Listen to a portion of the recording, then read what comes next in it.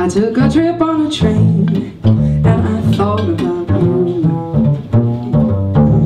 I passed that shadowy lane and I thought about you. There were 2 or 3 cars parked under the stars and this winding stream, and the moon shining down on some little town, and with each beam the same old dream. At every stop that we made, I thought about you. And as I pulled down the shade, I felt so blue. I peeked through the cracks and looked at the tracks, the ones going back to you. And what did I do? I thought about you as I took that trip on the train. I thought about you as I passed that shadow lane. There were 2 or 3 cars parked under the stars and this winding stream, and the moon shining down on some little town, and with each dream the same old beat. At every stop that we made, I thought about you. And when I pulled down the shade, I felt so blue. Well, I peeked through the cracks and looked at the tracks, the ones going back to you. And what did I do? I thought about you.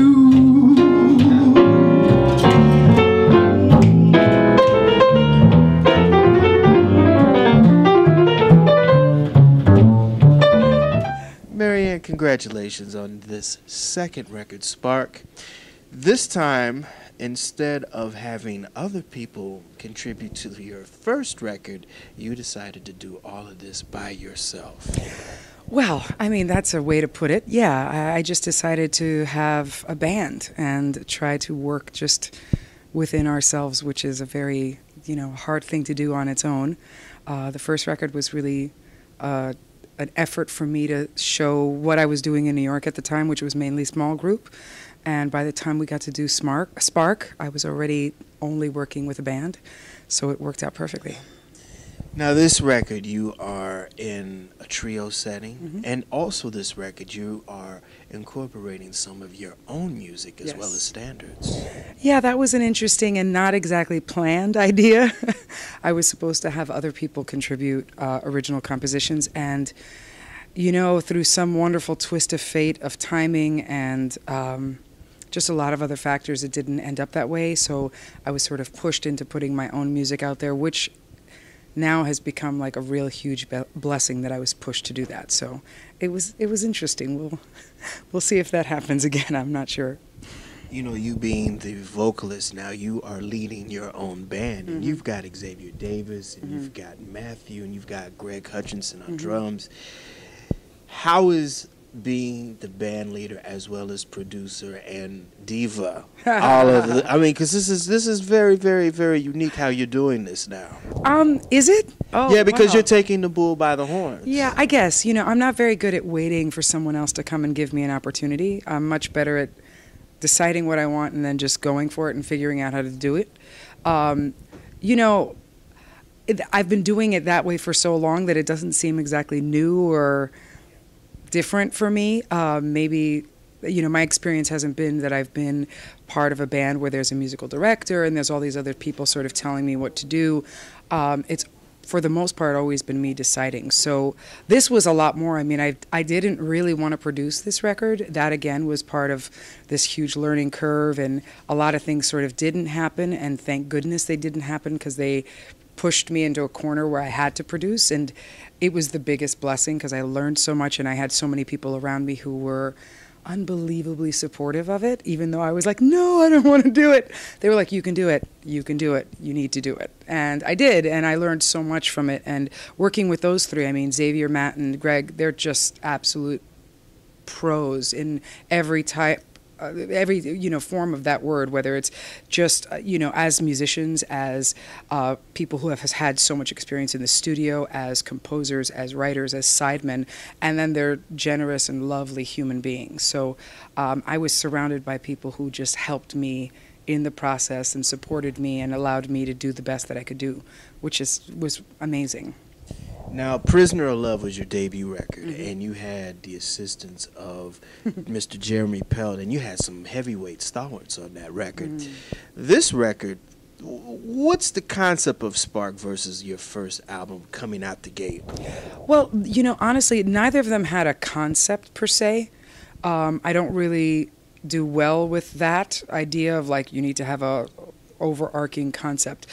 For Prisoner of Love, once I figured out that I wanted to do like little bits of like vignettes, almost like little duos, trios, and quartet things, when I figured out I wanted to do that, it was purely based on the fact that 99% of my gigs for the 3 years prior were only in duo and trio. I had only played with a drummer in New York maybe twice.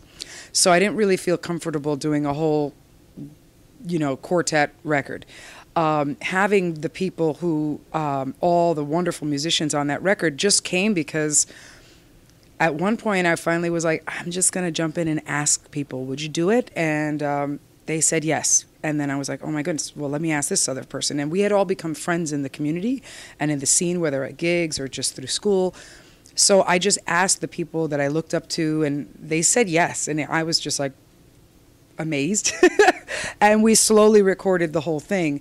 The biggest difference with Spark was that by the time we recorded Spark, I had been working with a band almost always, like almost every gig. So a lot of things about the way I was performing and what types of gigs I got to change. So I had this opportunity to like really learn how to play with a band again, because, you know, 2 or 3 years without a drummer and then getting a drummer again, you have to like reassess like what my job is and how much I have to push rhythm and how much I need to then let go and let him do his thing.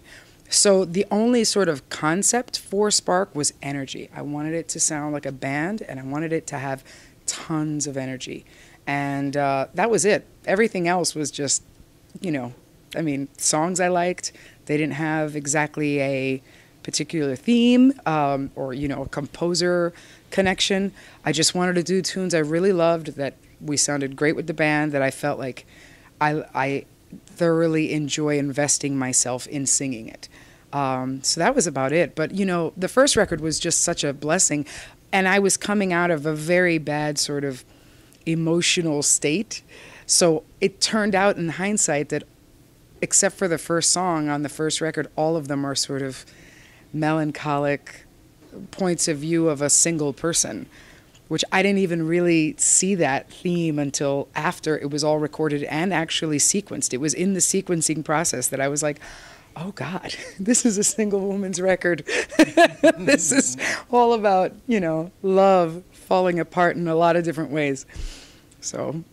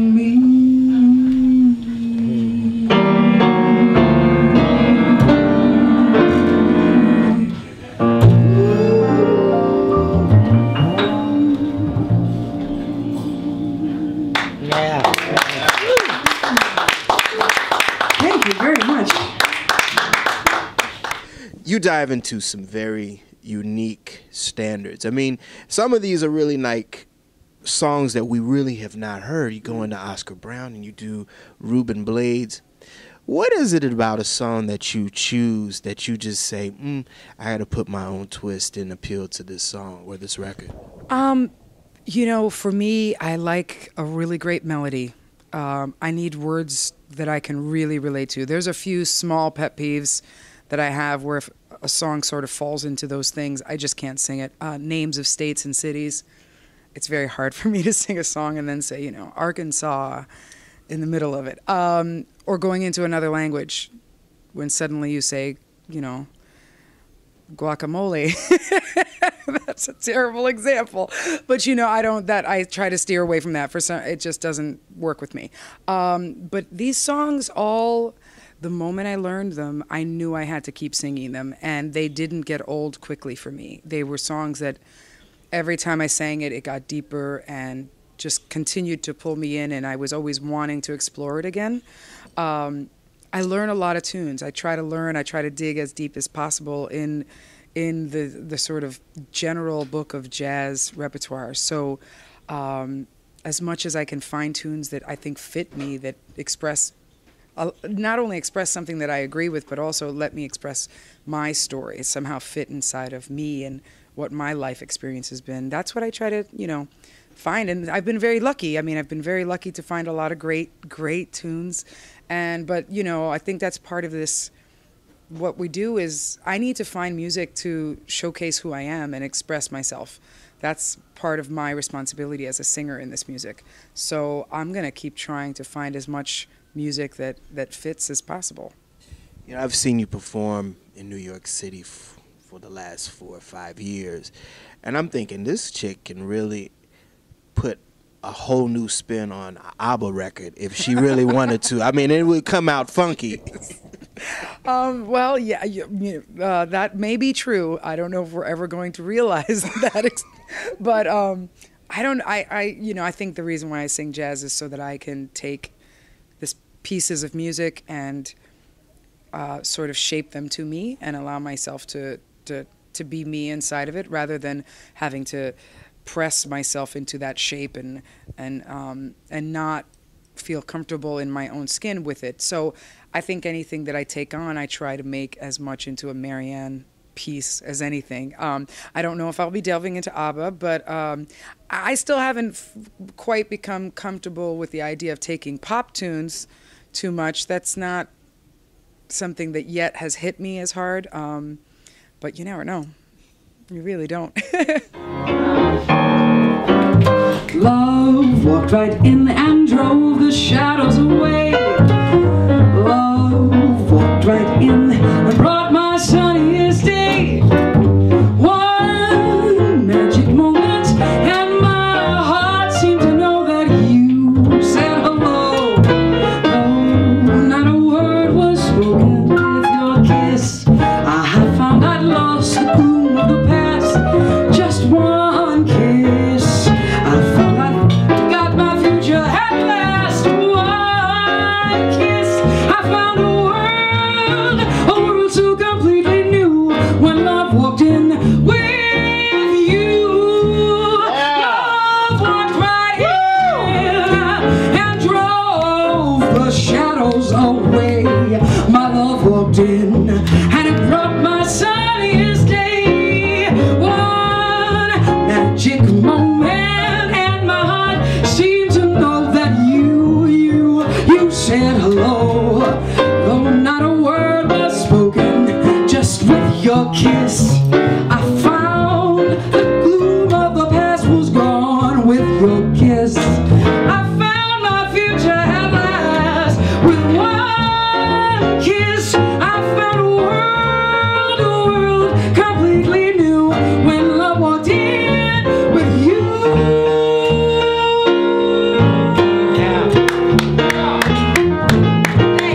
Now, the church has always been one of the catapults of how people beget the music bug, as far as playing and singing. And you being raised in the church, how did that move forward to you in high school and middle school when you were studying musicals? Well, I mean, I always sang since I was little, so that was one thing. Always singing in church, singing at home, that was something that was just a constant. But when I got into, I played and sang in elementary school and middle school, but it was when I got to high school that I met just the most fantastic woman in the world, my high school music teacher, Helen Taylor. And she actually, the first day I walked into the choral room, I was a little shy, which I can't believe it's true because it's the opposite now, but she actually sort of pinpointed me and was like, you know, we're going to be good friends. Like, I'm sure we're going to, you know, have a great time here. You just, you know, she was making me feel comfortable. Like, you come on in and don't worry. And then she just looked at me. She was like, are you a preacher's kid? And I was like, yeah. She was like, me too. And she's like, we're just going to be good friends. And I tell you, I spent 90% of my high school time in her choral room or in her office or at her house or anywhere where she was. And we did choral trips, and I learned so much music from this woman. I learned so much about joy and how music can just give that joy to others and fill you with joy. She is one of the most fantastic human beings I've ever encountered. And by a long shot, by the way. I haven't really found anybody that even came close. And she taught me how to sing. She was my first voice teacher. We used to do musicals together. She had amazing talents on the piano where you can give her like a 6-page Sondheim sheet music, like of some crazy tune, and you'd be in the middle of it and she's playing and accompanying you, and then she'd be like, I think we need to transpose this. It doesn't quite fit. And she'd automatically on site be able to transpose it like to any other key for you. I mean, that's ridiculous. Like, not a lot of people can do that. And she just had all this amazing energy. We went to Europe twice during high school on trips to sing. She really took me at a place where I could have gone very awry and just wrapped me in her love and taught me about music. And from then on, it was music all the way. It was 100%. There was no other option for me. I had to sing, and and she supported it all. I mean, she was like my best friend, you know, quasi-mom, buddy on the weekends. I mean, we used to go, we made a funny duo. We used to go up to the beach in Gloucester all the time. I mean, go antiquing, all kinds of crazy, wonderful adventures, me and Helen. And she's in Oberlin, right outside of Oberlin, there in her retirement where she still plays and teaches kids and is doing like tons of accompaniment for all these young kids at schools. And that's her retirement, so she's amazing.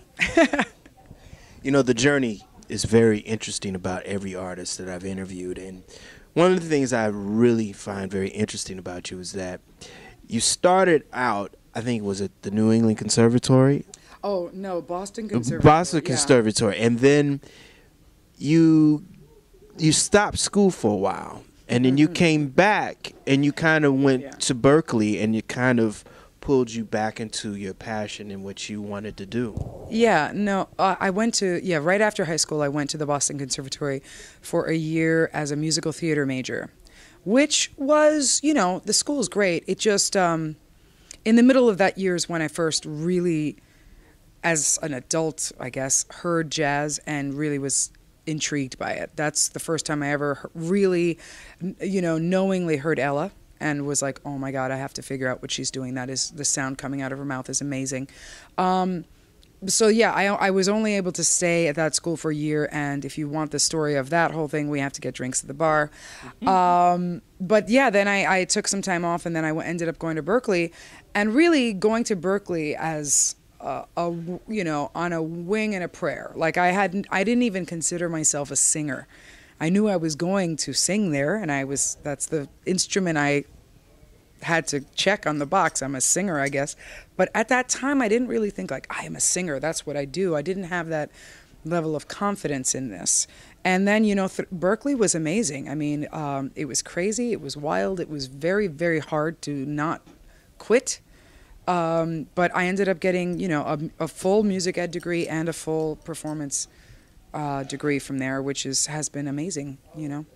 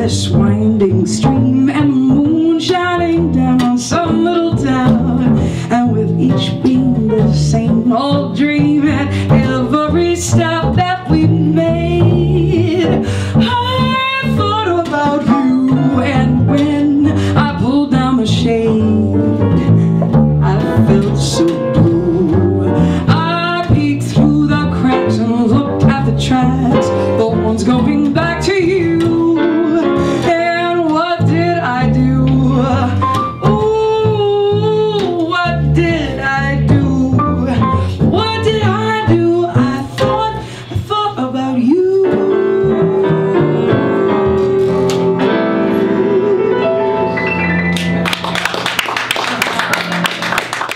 You know, one of the things that you're doing is you're teaching also. And the back end of performing is also, you're part of this next generation that's bringing this music forward. What are some of the things that you instill upon your students and also some of their private students about the voice as well as the music of jazz? Well, I mean, let's start off with the voice. Singing is a pretty difficult endeavor. The craft and the skill and technique to do it well and to do it consistently, and to be trained to be open and creative enough that your ideas actually can come through. That takes a lot of work. I don't think most singers understand the consistent hard work that you have to put in just, you know, quietly at the piano, doing your scales, doing exercises that will strengthen your voice and strengthen your body to understand how to create this sound all the time. So I'm really very, very passionate about like having them all have a warm-up routine and consistently practice during the week and make sure that they're not just singing songs, because that's not going to give you the training that you need to have your body ready. On the just music side of things, you know, I've really tried to get people to understand how much joy should come out of you when you sing, and how if you can't be open to that sort of energy coming to you from the people listening, but also giving it all to them, that it's going to be really hard to really engage any audience member. It doesn't matter how technically proficient you are if you are not giving of your energy and your joy. And that doesn't mean every song is happy, but there's a certain energy of joy and love that should come just from the act of creating music that you have to give to the people and give to the band, and then be open and ready to accept from them as well. And I think sometimes that's the hardest part, because it takes a lot of vulnerability and it takes a lot of courage to be okay with yourself, to open yourself and give. But I think those are the artists who do that and who do it well. When they walk in a room, they change the whole atmosphere.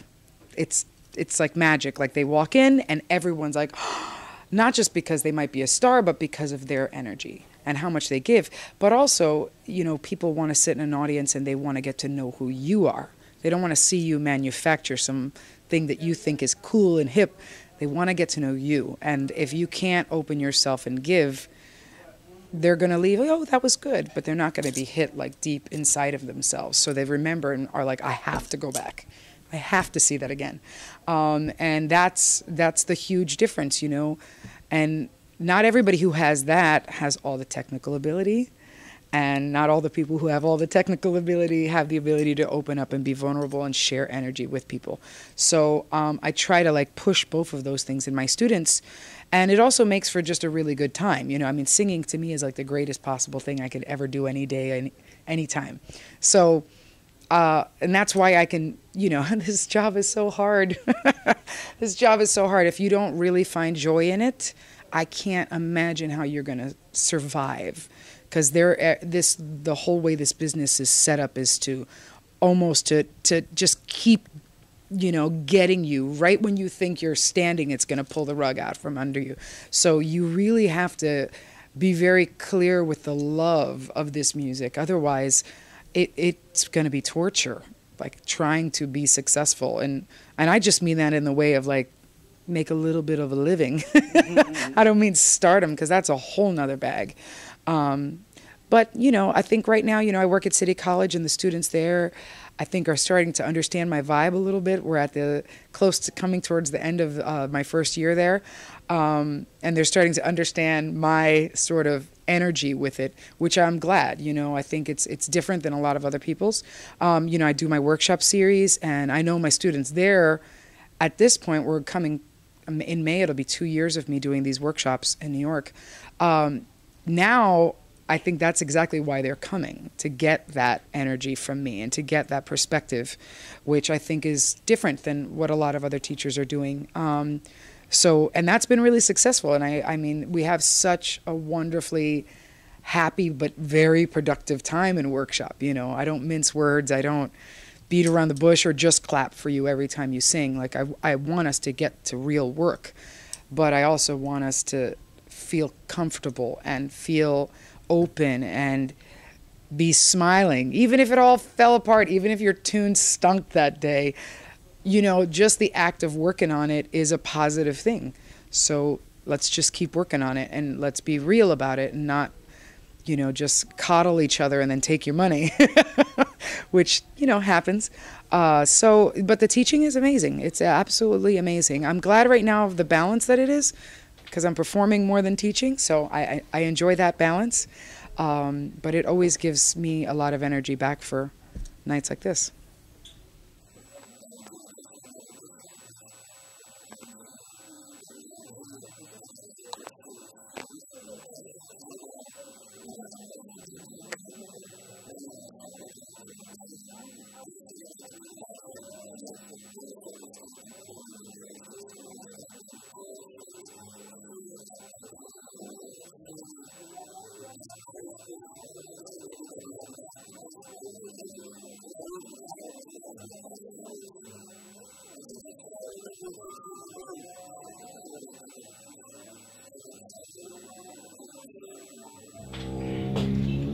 I took a trip on a train and I thought about you. I passed that shadowy lane and I thought about you. There were 2 or 3 cars parked under the stars and this winding stream, and the moon shining down on some little town, and with each beam the same dream. At every stop that we made, I thought about